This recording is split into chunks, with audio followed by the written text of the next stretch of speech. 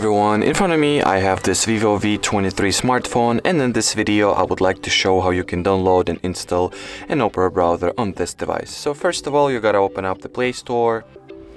Here at the Play Store, go for the search bar, type in Opera and press on install. Wait for the app to be downloaded and installed. It will not take a lot of time, just a fraction of a minute, or should I say a fraction of a second in this case. And after that, all that it's left to do is to open Opera, press on continue, choose whether you want some of the options to be enabled from the start, or you can basically just skip them all. I'll just go ahead and enable ad blocking, enable tracker blocking, and skip.